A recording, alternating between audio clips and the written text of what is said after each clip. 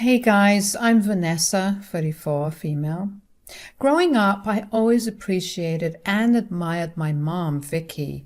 She was a single mother who had to work two jobs just to make ends meet and support me and my older brother, Victor.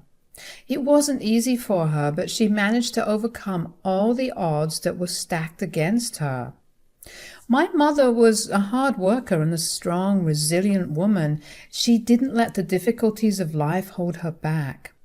I saw how much she was struggling and would try to help out wherever I could, even from a young age. I started doing odd jobs as early as 12, trying to lighten her load.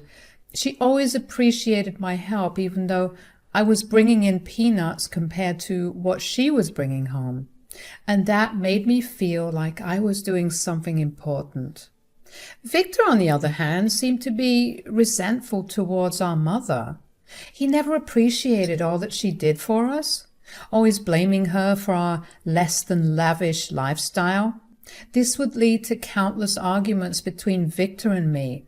I'd tell him he was being ugly and rude, but he just couldn't seem to see the sacrifices our mom was making for our sake. But my mother would always tell me not to worry about Victor.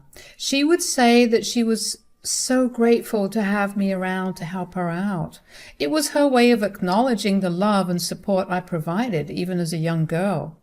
Fast forward to when Victor turned 18. He left the house, eager to escape the life we had with my mother. Tragically, this departure would have consequences that changed our world forever. You see, my mother had a terrible workplace accident due to hazardous work environment. This accident left her paralyzed, unable to work or care for herself. We lost our house, as she could no longer afford it, and I had to live with her cousin for some time. Victor, in his pursuit of being rich and hating the lifestyle that my mom provided us, managed to secure a decent place for himself. He had a roof over his head and had enough space to house our mother, but the question that lingered was whether he would be willing to take care of her. As my brother Victor begrudgingly accepted the responsibility of taking care of our paralyzed mother, it was clear that he wasn't happy about it. He never openly admitted his resentment, but it hung in the air, casting a shadow over our family dynamics. Victor knew that he would look like a complete a-hole if he refused to take care of our ailing mother, so he did what he had to do to save face, albeit with an air of unwillingness that never went unnoticed. It was exhausting dealing with his groaning. Time passed and I turned 18. I wasn't as fortunate as Victor, who had managed to climb pretty high in his career, securing a stable financial position for himself. He could even afford to hire a nanny who would look after our mother. He'd also installed various paraplegic-friendly devices in the house to make her life easier. I was excited to celebrate my 18th birthday, but on that very day, Victor had a different plan for me. He told me that it was now my turn to take care of our mother. Can you imagine? It wasn't a gentle or kind request. Instead, it felt like an order. This led to a nasty argument between us, and it was long time coming because I was sick of his attitude. This fight had been brewing since we were kids. I refused to accept my brother's orders, and I questioned his sense of responsibility and compassion. The argument between Victor and me escalated quickly.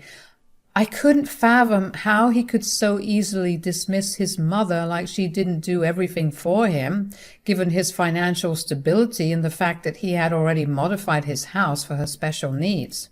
My emotions got the best of me, and I called him evil and selfish. You know, I'm not swimming in money like you. You know that it makes sense for Mom to continue to stay with you, Victor. You can afford it, and your house is already set up for her. What the hell is your problem? You're the one who's acting evil and selfish here, Vanessa. You don't want to take her in. Look who's being a bad child now. I was beyond frustrated, and I knew that there was no getting through to that thick skull of his. Listen here, you douchebag. The moment I make enough money, I swear on my life I'll take Mom in. You know I love her, and you know I can't ever forget the crap she's been through. I can't believe you're treating her like this when you have the means to help her." "Oh, cut the crap, Vanessa. You're so dramatic. It's your turn to take care of her, and that's that." "She did so much for us, Victor. You should be more grateful." But Victor was unyielding, brushing off what I was saying. "Well, she could have worked harder just like I did. Look at me. I've got money now. You should do the same." "You're a pig, and you're lazy just like your mother." "I can't believe someone so kind gave birth to a monster like you." Yeah, whatever. Look, I guess you're kind of right about having the facilities to take care of Mom, so yeah, it looks like I will continue to take care of her for a while. But you better believe the second you're on your feet, you'll take her in with you. Got it? Over the years, my relationship with my brother, Victor, deteriorated further, and I found myself unable to share the awful and nasty things he said about our mother with her. I kept this painful secret to myself because I couldn't bear to break her heart with the truth. Whenever I visited my mom in Victor's home, I carried the weight of guilt, knowing what Victor truly felt about his mother. It was heartbreaking to witness the disconnect between them, especially since Vicky tried so hard to love Victor, even when he treated her so poorly. Vicky and I, on the other hand, were growing closer than ever. We bonded over everything, and she was so proud of the woman I was becoming. I became her confidant, the one she could lean on when Victor distanced himself. She'd complain to me about the lack of communication from her son, and I could only console her, assuring her that everything would eventually be all right. "Vanessa, I just don't understand what's going on with Victor. I don't know what I did to make him hate me." "You did nothing wrong, Mom. It's him. He's always been the problem." "But I can't help but blame myself. He's been treating our relationship like some exhausting task, and this was before the accident. He's so distant, and he barely talks to me. He just leaves everything to Maria," the nanny. "I've tried everything to reach out to him, but it's like he doesn't care." "Mom, it's not your fault. You've done everything a loving mother could do. Some people are just the way that they are, and that there isn't much you can do to change them. I know it's hard to accept, but it's his choice to be this way." "But he's my son, and I love him so much. I just want our family to be close and happy." "I know, Mom. I want that too, but sometimes we can't change people no matter how much we love them. We can only control our own actions and how we treat others." "I'm so grateful for you, Vanessa. You've been my rock through all of this. I don't know what I'd do without you." "Mom, I love you more than words can express. You mean the world to me, and I'll always be here for you no matter what." Several years went by, and I was turning 32 years old, and by this point I was happily married, and we had just moved into our big, beautiful home. I was so proud of everything I had accomplished to get me to that point.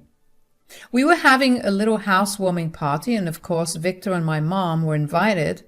When they arrived, it seemed like everything was going to go well. That was until the party was winding down and my idiot brother had the bright idea to make an announcement to everyone. "Attention, attention everyone. Yes, thank you. Today is a very special day. My sister is making quite the name for herself, and I couldn't be more proud.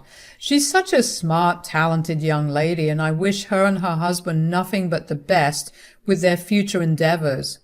May this house be filled with children, happiness, and memories. But I will say, I have an announcement to make. As you all know, I've been taking care of Vicky since I was 18, and it's been great. But I now pass on the mantle to my baby sister, just like how we talked about all those years ago. It seems like you're now ready to take on this responsibility, so hear, hear, everybody. Congrats once again, Vanessa." I was left in shock by Victor's abrupt announcement, and I wasn't the only one. Everyone was shifting uncomfortably in their seats, and my mom had to roll away and excuse herself to most likely cry in the bathroom. I obviously didn't forget our agreement. While I had always been willing to take on this role, I couldn't believe how thoughtless he had been in his approach. It felt intentional, actually, embarrassing Mom like that. There was no excuse for his poor behavior, and I was disgusted. I tried my best to do some damage control, telling our guests that they needn't worry about anything and that the party should resume as normal. I then went to check on my mother, and sure enough, she was sobbing in the bathroom, which broke my heart. I hugged her and started apologizing, telling her I was sorry for keeping this a secret from her and promising to murder Victor in his sleep. She also echoed the same sentiments I had about Victor's desire to embarrass us in front of everyone. Something was seriously wrong with that boy. He could have spoken to me privately, explained his reasons, and discussed the transition with me. Instead, he chose to make a spectacle of it in front of our mother. I jokingly asked her if she had dropped him on his head when he was a baby, and she said that she must have because there was no other explanation for this.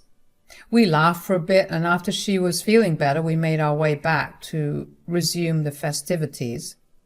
Then the guests started to leave, and this fake smile that I had plastered on my face was falling apart and was being replaced by the anger I had. My anger flared once the last guest left, and I was ready to let all hell loose on Victor because I couldn't contain my frustration. I shouted at Victor, calling him out for his insensitivity and selfishness.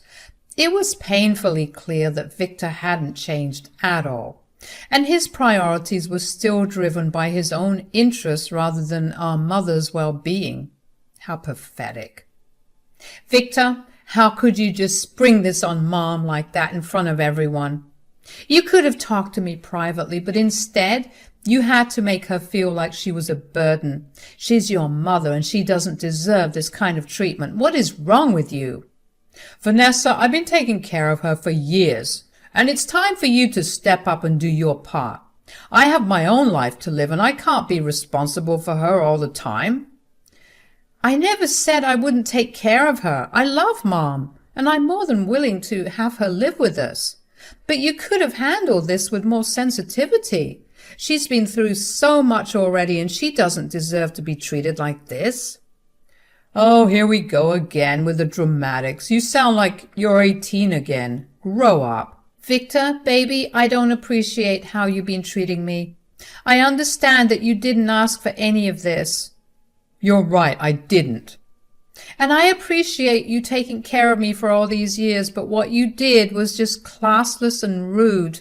You didn't have to embarrass us like that, and especially not during such a celebration. Honestly, get it together. You're a mess. Oh, I'm a mess. Okay then, let me get out of your hair. You know what? I'm glad that I'm finally getting rid of you. Do you know what I could have done with all the money I've spent on you? You're sick. You know that? Maybe, but I don't care anymore. I don't care if I'm the villain in your story, okay? I've done my part. Besides, it's not like she's going to have a huge inheritance anyway.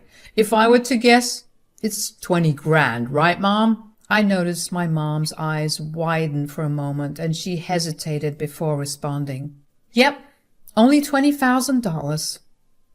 I found it very suspicious, but I didn't react. You see, taking care of her is too much work for only $20,000. I deserve more. But obviously, I'm not going to get that. So, yeah, good luck taking care of her. I'll send you her nanny's number. Get the hell out of my house and don't come back. You hear me? You don't have to tell me twice. I'm out of here. After Victor left, I was left alone with Vicky. It was clear that she was thrilled to be under my care and protection. I held her in my arms, vowing that she would never have to suffer again. I wanted to give her the love and security she had always deserved. 1 year had passed, and we hadn't heard a word from Victor. It seemed like he was off living the high life, going on exotic trips and drinking fancy cocktails, while we were working on building a stable and happy life together. I was still seething with anger at my brother for his selfish behavior, but Mom had a more positive outlook. One day she had a glimmer in her eye, hinting that she had a secret to share. My curiosity piqued. I prodded her until she couldn't keep it in any longer.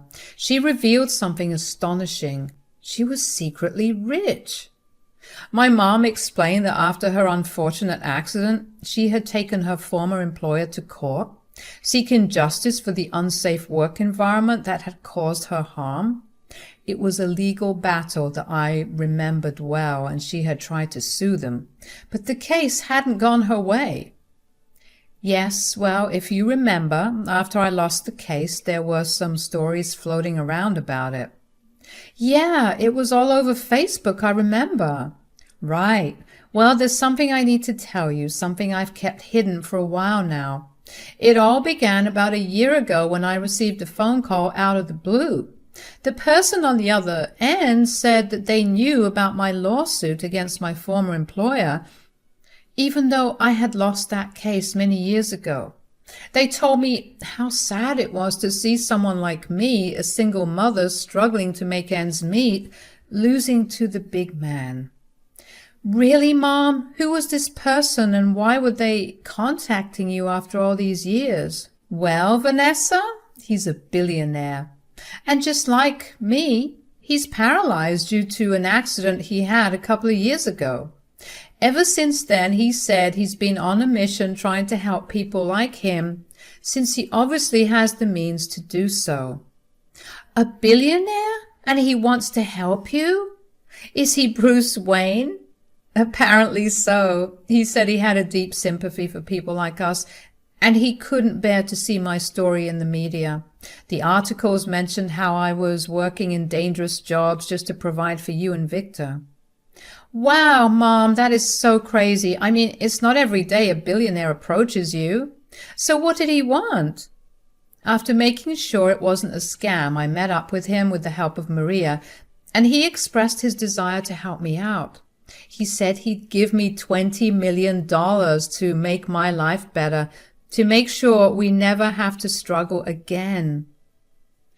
I had to pick up my jaw from the floor. For a moment, things felt a bit dizzy. I couldn't believe what I was hearing. 20 million?